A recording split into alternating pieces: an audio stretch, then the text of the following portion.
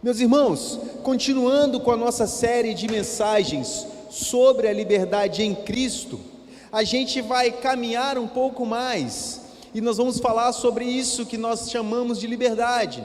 Nós já fizemos aqui algumas exposições de alguns textos e eles estão todos gravados, estão todos lá no nosso canal no YouTube da Igreja Batista em Araçás. Peço para que você visite, assista lá se você ainda não assistiu o nosso conteúdo. Como eu digo, curta o nosso conteúdo, comente um amém que seja, compartilhe com mais uma pessoa, que você ajuda a nossa igreja a levar o evangelho um pouquinho mais longe. E a gente tem falado sobre liberdade de algumas maneiras, e hoje eu tenho feito algo que eu não costumo fazer, aquele tal de ler a Bíblia toda em um ano. Eu não tenho esse hábito. Porque, eu vou dizer o porquê que eu não tenho esse hábito, porque parece que a gente lê só para terminar, e não é um tipo de leitura que eu gosto, porque às vezes, existem capítulos na Bíblia que em determinados momentos eles não tocam meu coração. Em compensação, tem versículos na Bíblia que às vezes eles me tomam 2 dias, e eu pesquiso, e eu penso nele, e eu gosto de correr na praia. Aliás, fui flagrado hoje. Eu e a Ju fomos flagrados hoje, voltando da praia, depois de um trotezinho, e eu fico pensando nele. Eu vou correr aqui na praia, aqui na Orla de Vila Velha, maravilhosa a Orla de Vila Velha, aliás, parabéns Jesus pela Orla de Vila Velha, e eu vou pensando nesse verso, e eu vou meditando nele. Às vezes eu penso numa mensagem inteira que eu vou pregar, e eu fico 2, 3 dias num verso bíblico, ou num tema que está em determinado capítulo. Então eu não tenho esse hábito, ler a Bíblia inteira em um ano, mas esse ano eu decidi fazer, e eu estou lendo números, e eu nem posso dizer, meus irmãos, que eu já li a Bíblia inteira, porque lá para o final de Números, existe uma sequência de nomes, que se você leu, você está de parabéns. Eu passei os olhos nela. Ah, tá, fulano, cicrano, beltrano, estão aí, entraram. Eu li mais ou menos assim. Estou aqui confessando para os irmãos, se isso é pecado, irmãos, estou aqui confessando na frente das visitas tudo. Mas eu, lendo Números, Deus me deu uma mensagem inteira, e nesse pensamento eu fiquei refletindo, na segunda-feira, que foi o dia que eu corri na praia, e hoje eu terminei de reformular o que eu já tinha escrito e tal. Porque é o seguinte, irmão, tem coisa mais desagradável do que uma pessoa que reclama de tudo. Tem coisa pior do que isso, aquela pessoa que sempre tem um defeito para colocar em algo que ele não ajudou a fazer. Meu irmão, tem misericórdia. Uma pessoa que sempre tem um senão, um porém, mas a pessoa não estava lá para levantar o muro, mas depois que viu pronto, se botasse mais uma carreirinha de tijolo aqui, ele ficava perfeito. Meu irmão, que gente chata, antipaticíssima, pessoa que reclama de um bom dia, mas está chovendo. Mas bom dia, mas com esse sol, estava um solão da gota aqui em Vila Velha esses dias para trás. Nossa, o sol não acaba, começou a chover, nossa, essa chuva não passa. Sabe, tudo está ruim. Geralmente essas pessoas não estão na hora que o problema existe, não estão na hora da resolução do problema, mas sempre tem uma palavra de destaque para dizer, se ele estivesse ali no local que ele não estava e deveria, ou se ele fizesse algo que ele poderia, mas não fez, teria ficado melhor. Chato, é isso, palpiteiro chato, enjoado, irritante. O que você faz com um cabra desse? Ora. Por quê? Porque somos crente, mas não dá vontade. A vontade é se afastar e falar assim, porra, que o pata, vai ver se eu estou ali na esquina ali, vai pintar macaco, sei lá, escolhe a gíria e fala, porque é terrível uma pessoa que vive de reclamar, de botar defeito. Se eu tivesse feito, eu teria feito assim. Se eu fosse, eu iria por ali. Você viajando, veio contar, conheci tal lugar, você passou por onde? Pela rodovia tal. Ah, mas você perdeu então a melhor visão, porque a rodovia outra lá, você tinha a visão de não sei o que, da pedra, da orelha do morcego. Eu quero saber do lugar que eu vou, o trajeto é lucro. Você faz uma comida, mas você botou pouco alho. Faz chá, você não fez chá de camomila não? Só tem de cidreira e canela, Ruth? Biscoito, Ruth, você trouxe biscoito, Ruth, olha só, toda vez você traz Mirabel, eu vou chamar de Mirabel porque nós temos a mesma idade aqui, tá bom? Mirabel de chocolate, eu gosto mais de avelã, Nutella, alguma coisa nesse sentido. Gente chata, põe defeito em tudo, nunca está satisfeito com nada, pessoas antipáticas, nunca tem um elogio para fazer, nunca tem um abraço para dar, nunca tem um apoio, nunca tem um parabéns pela tentativa. A mensagem de hoje, meus irmãos, não é não seja chato. Talvez a gente pregue sobre isso um dia. Mas hoje eu vou pedir para você abrir em Números, né? A gente estava falando. Capítulo 21. Nós vamos ler mais ou menos isso em Israel. Mais ou menos isso. Números capítulo 21, nós vamos ler os 9 primeiros versos. Eu vou projetar. Nós vamos ler aqui, eu preciso de uma letra maiorzinha mesmo. Estou já na idade. Vou fazer 45 esse ano, Rodrigo. Rapaz. Eu falo com minhas filhas, aproveita seu pai. 45, já é descendo a ladeira. Eu estou precisando da letra desse tamanho. Mas não deixe de conferir o texto em casa, tá bom? Então o texto narrado na Nova Versão Internacional ficou dessa maneira: quando o rei cananeu de Arade, que vivia no Neguebe, soube que Israel vinha pela estrada de Atarim, atacou os israelitas e capturou alguns deles. Então Israel fez esse voto ao Senhor: se entregares esse povo em nossas mãos, destruiremos totalmente as suas cidades. O Senhor ouviu o pedido de Israel e lhes entregou os cananeus. Israel os destruiu completamente, e eles e as suas cidades, de modo que o lugar foi chamado de Ormá. Partiram eles do monte Or, pelo caminho do Mar Vermelho, para contornarem a terra de Edom. Mas o povo ficou impaciente no caminho e falou contra Deus e contra Moisés, dizendo: por que vocês nos tiraram do Egito para que morramos no deserto? Não há pão, não há água, e nós detestamos essa comida miserável. É Deus que deu o pão, a água e a comida miserável. Então o Senhor enviou serpentes venenosas, e eu colocaria, se eu fosse Moisés, e foi pouco, serpentes venenosas que morderam o povo e muitos morreram. O povo foi a Moisés e disse: pecamos quando falamos contra o Senhor e contra você. Ore pedindo ao Senhor que tire as serpentes do meio de nós. Moisés orou pelo povo. O Senhor disse a Moisés: faça uma serpente e coloque-a no alto de um poste. Quem for mordido e olhar para ela viverá. Moisés fez então uma serpente de bronze e a colocou num poste, e quando alguém era mordido por uma serpente e olhava para a serpente de bronze, permanecia vivo. Meus irmãos, eu fiz questão de fazer aqui uma contagem. Vocês têm que se lembrar, meus irmãos, que esse povo viu 10 calamidades acontecerem no Egito, e eles serem protegidos de todas as 10 calamidades.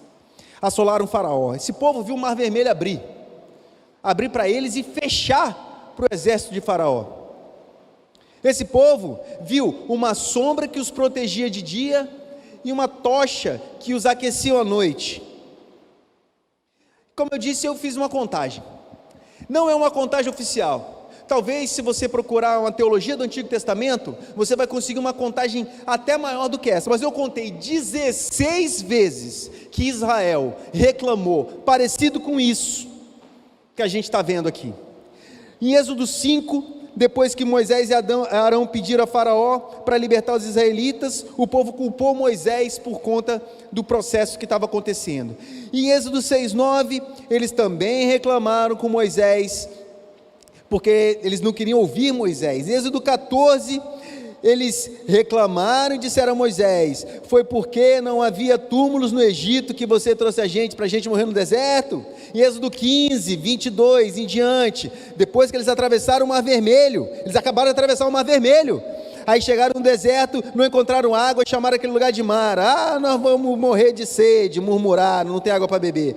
Depois do capítulo 6 de Êxodo, eles reclamaram de novo, a comunidade inteira começou a se queixar contra Moisés e Arão, dizendo: se ao menos tivéssemos morrido pela mão do Senhor no Egito, e assim, preferindo morrer. Em Êxodo 17, a reclamação, todo o povo contendeu contra Moisés, dizendo: dê-nos água para beber. Êxodo 32, Moisés subiu para o Sinai, o que o povo fez? Vamos fazer um Deus para a gente. Aí Números 11, os estrangeiros que estavam no meio do povo de Israel cederam à avidez e comeram demais. E assim vai, meus irmãos. Números 12, Números 14, Números 16, de 1 a 3, uma rebelião que eles fizeram de Corá, Números 16, 41 a 42, Números 20, de 1 até 5, Números 20, de 10 a 13, que Moisés bateu na rocha, Números 21, que nós lemos aqui agora, o verso 4 e o verso 5, Números 32, o verso 6 a 9, 16 vezes.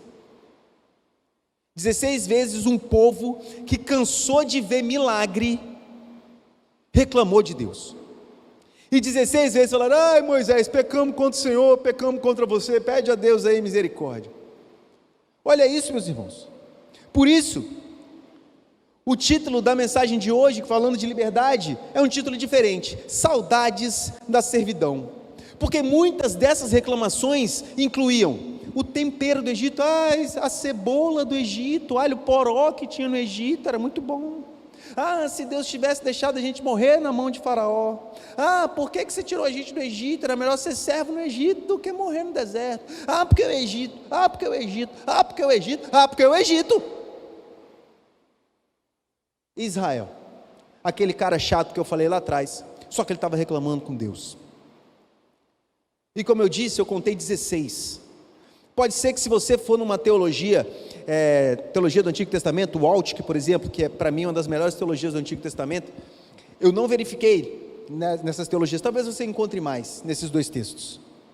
E a gente aprende muita coisa, mas muita coisa a gente aprende nesse texto, e é claro que nós vamos resumir aqui em 3 pontos, porque somos batistas e nós fazemos assim. E a primeira coisa que a gente consegue aprender é que nos esquecemos rapidamente das vitórias. Meus irmãos, vocês lembram desse texto aqui? Começa com uma guerra, vencida de forma brilhante pelo povo de Deus. O povo de Deus foi atacado, fez um voto com o Senhor entregou o inimigo do povo de Deus nas mãos deles. Na hora que eles estão indo embora, eles já começam a reclamar. Eles acabaram de vencer uma guerra, um povo nômade, que não tinha armas. Porque quando a gente fala de guerra, meus irmãos, não parece que nós estamos falando de exército contra exército, não, nós estamos falando de um povo nômade na rua, com instrumentos rudimentares, muitos deles usados para caça e para pesca. Esses instrumentos são a vitória do povo de Israel, por isso que as vitórias dependiam de Deus, era milagrosa, porque o povo de Deus era um exército de nômades, de camponeses, de ex-escravos, de pessoas que eram lideradas por um senhor de quase 100 anos. Israel vencia as guerras, Israel vencia as batalhas, Israel atravessava os lugares, uma marcha de milhões, em marcha. Israel aqui tinha acabado de vencer, uma vitória avassaladora, e em seguida uma murmuração tão pesada. Será que a gente também não é bem assim? Será que a gente não está chato assim às vezes com Deus?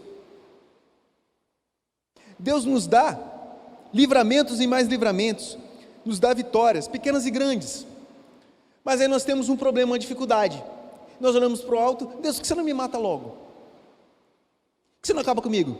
Deus, se você tivesse me matado logo no ventre da minha mãe, fazer igual o profeta, amaldiçoar o ventre da mãe, Jó, né? Será que às vezes a gente não está fazendo isso? Será que às vezes a gente não tem essa saudadezinha de Egito?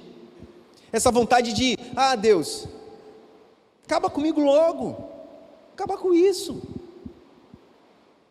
E todas as outras vitórias, às vezes a vitória de ontem, ela parece que é superada facilmente por uma dificuldade, que às vezes é simples de resolver.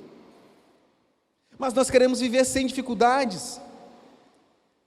A gente quer viver uma vida de bonança e boiando num mar calmo eternamente. Nunca foi assim. Nunca foi prometido isso pra gente. E a vida de quem que é desse jeito? A gente está mal acostumado com o Instagram dos outros. A gente está mal acostumado com as mídias sociais apresentando uma realidade, um recorte muito curto. Porque uma fotografia é 1/1000 de segundo de uma história. Você pode tirar uma fotografia sorrindo, postar para todo mundo ver, mas você pode ter chorado o dia inteiro anteriormente e chorado a noite inteira depois. Mas naquele minuto, naqueles 15 minutos em que você tomou o seu fôlego, você tira uma foto, posta no Instagram, numa sua mídia social, o que seja, e a sua vida parece uma vida feliz. Essa vida não existe. A vida de Instagram, ela é falsa. Ela não representa uma realidade. A realidade são as contas do mês, o supermercado que está caro, e as distâncias, os buracos nas ruas, os pedidos de oração que nós lemos aqui todas as quartas-feiras. Essa é a realidade de todos, a minha e a sua. Eu tenho certeza que se nós dermos oportunidades aqui, todos que estão aqui presentes hoje, e todos que estão assistindo a gente na internet, tem pelo menos uma bênção e uma dificuldade para contar. É a vida, é a nossa vida. Mas dependendo do problema, a nossa mente ela fica escravizada. A nossa mente ela entra numa paranoia e ela não consegue sair dali. Assim como a Lua não consegue se afastar do planeta Terra, tendo toda a galáxia para poder passear, a Lua insiste em circular a Terra. Como se a Terra fosse a ansiedade da Lua, e a Lua tivesse um vício nesse problema chamado planeta Terra. Nossos problemas às vezes se tornam isso. Nós ficamos como um satélite de um problema, circulando aquele problema, deixando de ver o resto do universo, assim como a Lua deixa de assistir o resto do universo, os buracos negros, as galáxias, as constelações, tudo que Deus criou no estalo de seu dedo e que declara sua glória. Não, a Lua fica olhando direto para a Terra, às vezes de costas para o Sol, às vezes de costas para o universo. Às vezes os nossos problemas se tornam exatamente isso. Nós temos um problema e um monte de mundo para poder viver. E o que nós fazemos? Vivemos pelos nossos problemas. Vivemos para os nossos problemas. E não conseguimos viver o resto de nossas vidas. Porque os problemas gritam muito alto para a gente. Porque a gente é mimado no final das contas. A gente não quer passar por problema. Ah, Deus, quem você pensa que é para me colocar nessa situação? E assim como Adão, reclamamos de Deus pela criação dele, falamos, a mulher que tu me deste, que me fez pecar. Ou seja, se você não tivesse essa mania de querer ficar criando Deus, eu não teria pecado não. A culpa é sua, Senhor, por permitir essa situação. Parou para pensar nisso, Deus? Deveria ter pensado. Porque eu não erraria dessa maneira, Senhor. Os problemas, eles nos escravizam. Os problemas nos amarram. Eles tiram a nossa caminhada para a terra prometida. Eles não deixam que essa caminhada seja uma caminhada em paz. E não deixam que a caminhada seja uma caminhada para a liberdade. Você já se sentiu assim alguma vez? Não sei, eu já. Algumas vezes. Escravizado por um problema, mesmo tendo acabado de viver uma vitória. É aqui o texto. Eles acabaram de vencer uma guerra. Voltaram com tudo e com todos. As pessoas que tinham sido levadas cativas foram libertas e voltaram reclamando: Deus, nós não suportamos você e seus milagres, nós merecemos mais.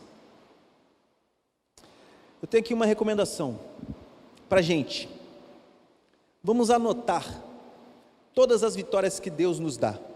Põe no caderninho. Toda vez que você estiver vivendo uma dificuldade, ore lendo esse caderninho: Deus, eu conto contigo igual nesse dia, eu conto contigo igual nesse dia, nesse, porque o Senhor é poderoso. Anota.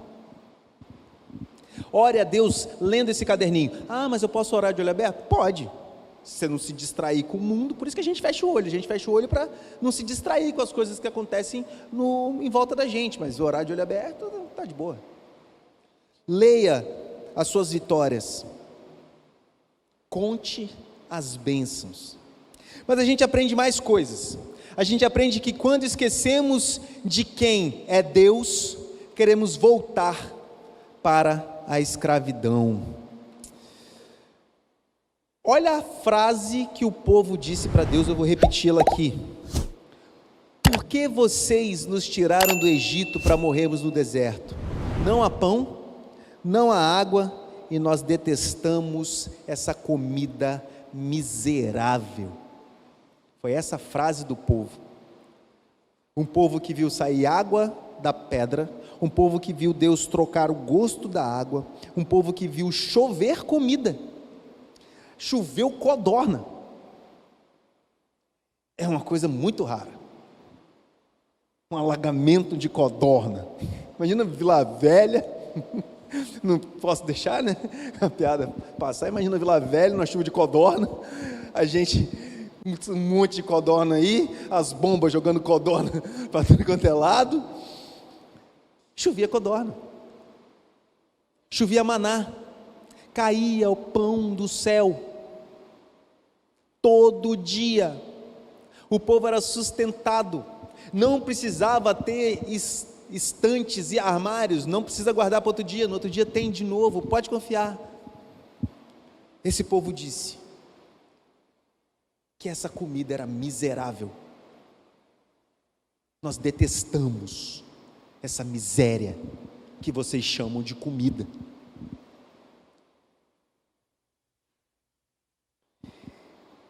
Eles disseram claramente: eu prefiro ser escravo com alho, poró e cebola, do que a liberdade comendo codorna e maná. Porque o que conta no final das contas é o meu estômago, não as minhas algemas. Eu prefiro ser um pássaro na gaiola, cantando para o meu dono, do que um pardal livre que não sabe cantar. É isso que eles disseram. Por que vocês nos tiraram do Egito? Se tem um arrependimento na minha vida, Moisés, foi no dia que eu não fiquei no Egito.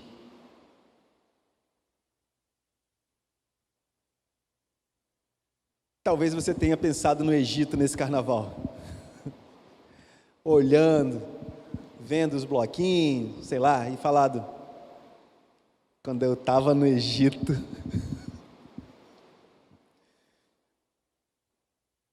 Talvez você vendo as pessoas com poucas roupas e expondo o corpo, talvez você pensou: na minha época de Egito, estava aí, ó. Por isso que eu não gosto muito quando as pessoas contam testemunho. Porque quando as pessoas contam testemunho da vida, parece que as pessoas, elas contam com a boca tão cheia, que parece que eles estão saboreando ainda. Mas quando eu era do mundo, que eu fazia isso, e que eu fazia aquilo, que eu fazia aquilo outro. E o pessoal fala assim: mas você se arrependeu, será, disso aí? Porque ele está contando uma marra, está contando uma vantagem sobre uma vida que é pecaminosa. Ele estava indo para o inferno e está contando isso feliz da vida. Porque o testemunho bom é: olha no que Deus me transformou.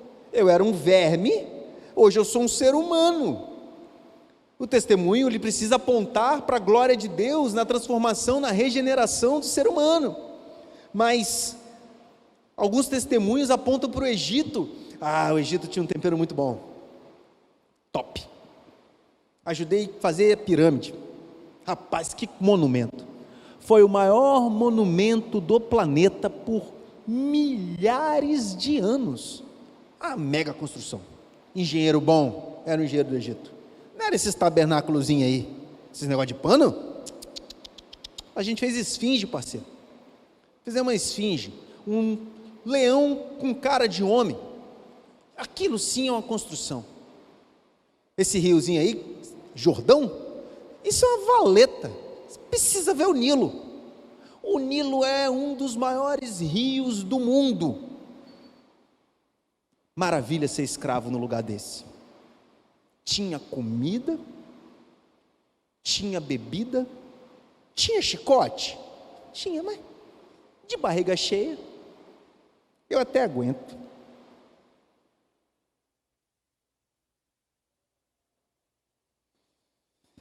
Será que alguma vez a gente não parou nessa nossa caminhada de liberdade cristã e olhou para o Egito com um desejo de estar lá um pouco mais? Será que isso já aconteceu? Será que é só comigo? Será que só eu que olho para trás, numa caminhada cristã de retorno? Eu fui uma criança e um pré-adolescente cristão. Na minha adolescência, mais ou menos 95, com 15 anos, eu me afastei dos caminhos do Senhor, voltei com 30. Quantas vezes eu olhei para trás e falei, o Egito tinha isso. Depois, não, tá doido? Volta, deixa Sodoma para lá, deixa Gomorra para lá, continua a caminhada é para a liberdade e da salvação. Eu não posso ter saudade do Egito, eu não posso ter saudade da minha prisão, eu não posso ter saudade das algemas, eu não posso ter saudade daquilo que me machuca, mesmo que me dê comida e tempero. Qual é o preço da minha liberdade em Cristo? As construções do Egito, que eu era obrigado a fazer com a força do meu algoz? Saudade de algema, saudade de amarra, saudade de escravidão, saudade de servidão. E muita gente tem curiosidade de como ser. Foi o que eu fiz na minha adolescência. Uma infância nos caminhos do Senhor, fui batizado, entrei na adolescência e falei, como será no Egito? E fui para o Egito, me tornei um escravo, até que Cristo me liberta, me faz atravessar um mar vermelho, me dá maná, codornizes, me dá água. Só que Ele não me colocou na terra prometida, Ele apontou onde era, porque a caminhada de santificação não é um ato instantâneo como a salvação, é um processo que Deus vai nos ajudando, o Espírito de Deus vai nos guiando e nós vamos nos santificando no gerúndio mesmo, é um dia após o outro, buscando a perfeição em Cristo, buscando Jesus, esse alvo tão alto. E até hoje eu estou nessa caminhada, até hoje eu estou rumando para a terra prometida, mas eu vou chegar lá. Não é porque eu tenho força para chegar, mas é porque eu sei quem apontou o caminho, eu sei quem me chamou nesse caminho, eu sei quem me salvou, eu sei quem me regenerou, e eu me santifico para a glória dEle. Por isso que eu não volto para o Egito, por isso que eu não quero saber do Egito, por isso que eu continuo o meu caminho, por isso que eu não tenho medo de gigantes, porque eu sei que a luta é difícil. Você acha que Israel guerreava e eles voltavam sem machucados? Não, havia dor, havia luto. A gente também aprende que Deus, mesmo o povo reclamando, chamando o milagre de Deus de miserável, Deus continua a ouvir o clamor, mesmo de um povo que ama ser servo de Faraó. E essa parte aqui, ela é uma parte interessante, porque você vê que Deus tem todo o controle de toda a história.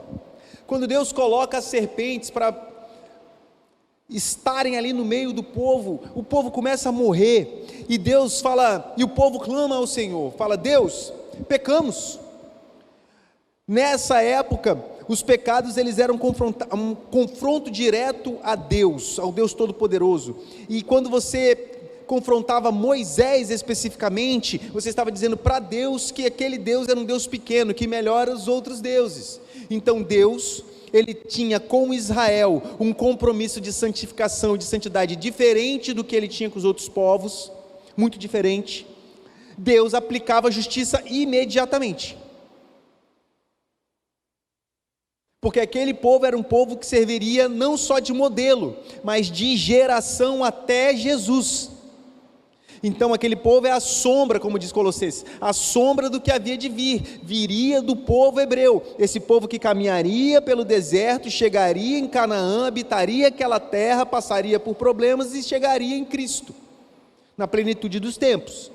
Então Deus, imediatamente, Deus aplicava a parte de seu juízo àquele povo, porque o juízo é daquele grande dia. Um dia todos nós seremos julgados por Deus, uns: vinde benditos de meu Pai, outros: aparta-te de mim, porque eu não vos conheço. Nós somos o grupo do vinde benditos de meu Pai. Esse dia vai ser um juízo, um último juízo, um juízo derradeiro, mas nesse tempo, a justiça era aplicada de forma parcial, mas quase que de imediata. Deus fez essa aplicação de justiça já com a soberania das coisas em suas mãos, já com uma intenção, e o povo se viu numa situação complicadíssima, porque o povo se viu à morte, porque você ser picado por uma serpente, dependendo da serpente, não dá tempo de você ir até Moisés, ou até um profeta, que pode orar por você, nessa época do Antigo Testamento, e você receber a cura. Não dava tempo. Algumas traduções falam serpentes abrasantes, serpentes venenosas, e essas serpentes, elas eram terríveis, e as pessoas morriam, e o povo morrendo no deserto. Deus foi ultrajado por esse povo.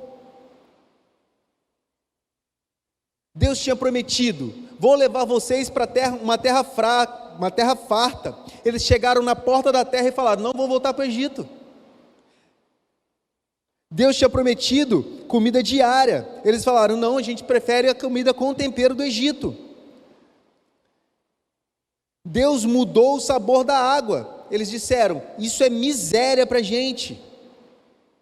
Eles falaram: Deus, os seus milagres são miseráveis.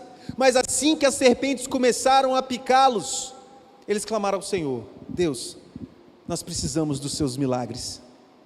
E o que Deus faz, meus irmãos? Atende. O nosso Deus, de infinita misericórdia, atende um pouco mais, e um pouco mais, e um pouco mais, sempre. E ele chegou para Moisés e falou: Moisés, você vai fazer uma serpente de bronze, vai botar numa haste e vai levantar. Quem olhar para essa serpente não vai precisar chegar até você, porque não vai dar tempo, ele vai morrer. Olhou para a serpente, creu que eu sou Deus, estará curado. Deus, o Deus que pune aqueles que chamam seus milagres de miseráveis no deserto, foi o mesmo que abençoou um povo que acabou de dizer que o milagre era uma miséria. E com um grande milagre, Deus sara o povo, não só daquele momento, mas em todo momento. Toda vez que o povo olhasse para essa serpente que estivesse pendurada num mastro, esse povo estaria curado de problemas com veneno de cobra. Não estou dizendo que se você duvidou do milagre de Deus algum dia, Deus vai te punir.